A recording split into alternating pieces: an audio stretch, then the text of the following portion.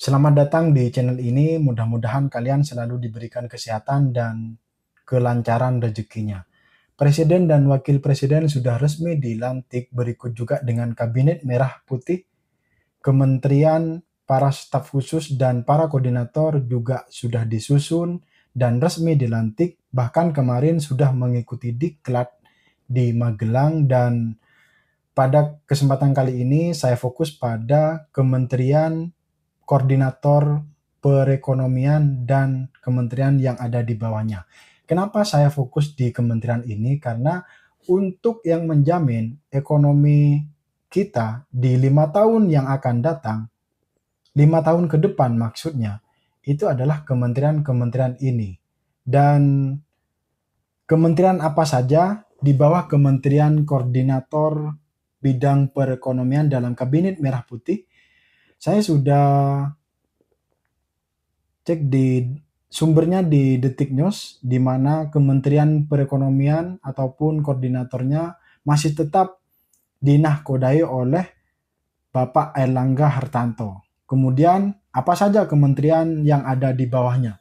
Yang pertama ada Kementerian Ketenagakerjaan, yang kedua Kementerian Perindustrian, yang ketiga Kementerian Perdagangan, yang keempat Kementerian Energi dan Sumber Daya Manusia, yang kelima Kementerian Badan Usaha Milik Negara, yang keenam Menteri Investasi dan Hilirisasi ataupun Badan Koordinasi Penanaman Modal.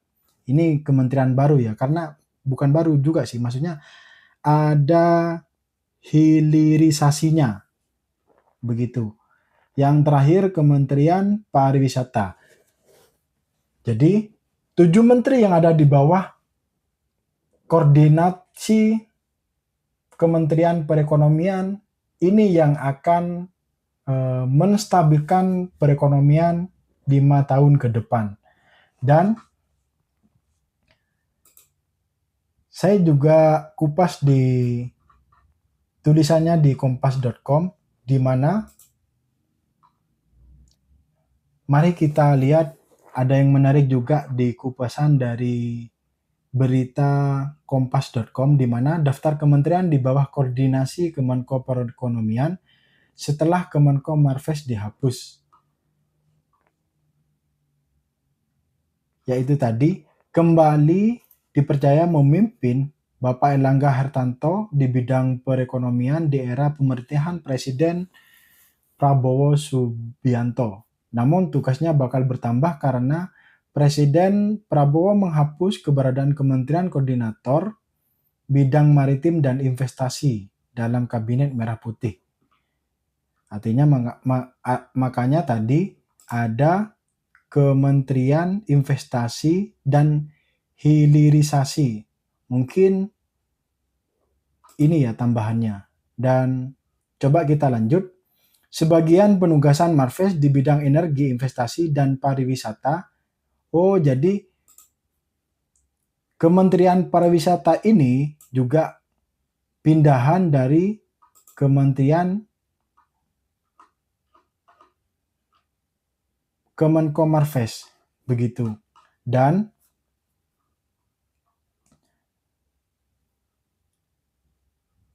sebagian ini sudah tadi. Kemudian terkait dengan Dewan Ekonomi Nasional, Pak Prabowo melantik Pak Luhut Binsar Panjaitan sebagai Ketua Dewan Ekonomi Nasional. Lantas kementerian mana saja yang bakal berada di bawah koordinasi Kemenko Perekonomian di era pemerintahan Prabowo? Yaitu tadi ada 7 ya. Yang pertama itu ada Kementerian Ketenagakerjaan, Kementerian Perindustrian, Perdagangan, ESDM, Badan BUMN, Investasi dan Hilirisasi. Kemudian yang terakhir Kementerian Pariwisata. Jadi inilah yang ada di bawah koordinasi Kemenko Perekonomian. Untuk Kementerian Keuangan sudah langsung di bawah langsung koordinasinya dari Presiden.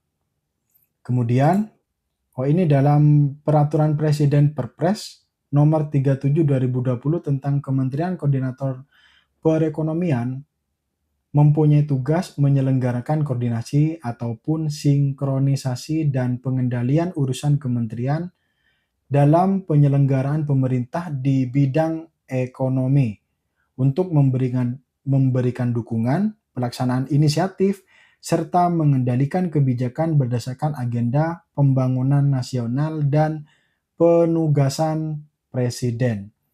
Artinya ya tujuannya ya dari 7 ini untuk menyinkronkan terkait dengan kebijakan dalam rangka membangun nasional dan penugasan dari presiden langsung.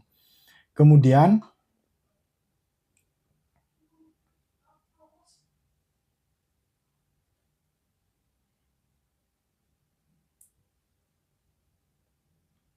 selain itu ada juga perubahan nomenklatur kementerian dalam Kabinet Merah Putih seperti Kementerian Riset dan Teknologi yang menjadi bagian dari Kementerian Pendidikan Tinggi, Sains dan Teknologi. Oleh karenanya Erlangga mengatakan masih akan menunggu terbitnya Perpres yang baru terkait tugas dan fungsi Kemenko Perekonomian. Artinya ya mungkin setelah dari pelantikan, setelah dari diklat di Magelang nantinya akan diatur secara komprehensif ataupun secara kepres bagaimana tugas dan fungsinya. Ada yang menarik dari 7 yang saya sebutkan tadi yang ada di bawah Kementerian Koordinator Perekonomian. Kenapa? Karena kementerian-kementerian ini yang akan mengendalikan perekonomian dari sekarang sampai 5 tahun. Artinya terkait dengan ekonomi seperti apa nanti ya dari kementerian-kementerian ini, di mana untuk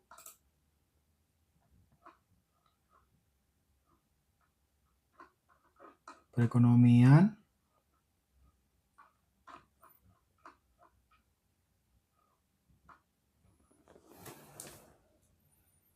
bagaimana dengan isu ketenaga kerjaan atau bahkan bagaimana dengan isu perindustrian dan solusi seperti apa ya kementerian ini, juga dengan bagaimana dengan isu perdagangan adalah di bawah koordinasi dari Kementerian Koordinator Perekonomian ini, juga dengan Kementerian Energi dan SDM yang bertanggung jawab adalah koordinatornya adalah Koordinator Kementerian Perekonomian, yaitu Bapak Erlangga Hartarto. Kemudian bagaimana dengan gerak-geriknya BUMN 5 tahun berjalan ini ya adalah Kemenko Perekonomian ini, juga dengan investasi, isu hilirisasi, ataupun dengan isu dari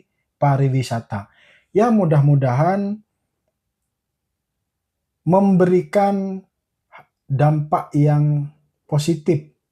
Kemarin sudah pasti ada baiknya, mudah-mudahan kali ini lebih baik lagi supaya Indonesia lebih maju di bawah komando dari Presiden Prabowo Subianto ataupun di bawah naungan di bawah pemerintahan Bapak Presiden Subianto dan Wakil Presiden Gibran Rakabuming.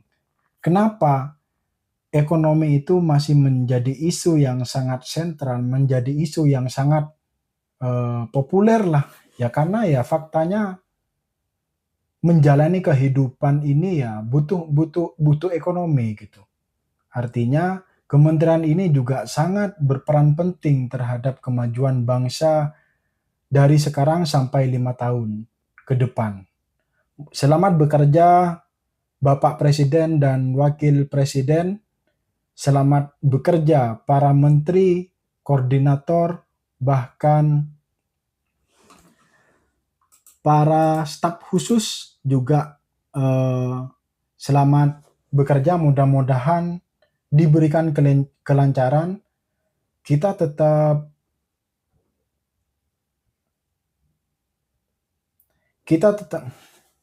diberikan kelancaran. Kita tetap dukung terus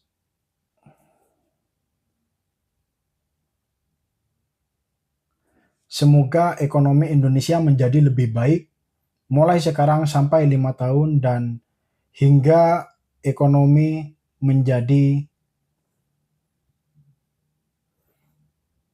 mudah-mudahan perekonomian Indonesia semakin maju dan terkait dengan pariwisata, industri yang kemarin ada yang menarik pada saat pelantikan presiden, yaitu dengan Bapak Presiden menunggangi produk karya anak bangsa, yaitu mobilnya memakai buatan anak bangsa. Mungkin ini menjadi salah satu awalan yang baik untuk dunia industri di Indonesia.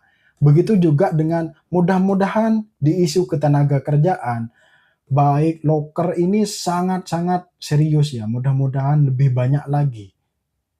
Dan terkait dengan isu juga pariwisata, mudah-mudahan pariwisata di Indonesia semakin terkenal dan sampai jumpa di video berikutnya.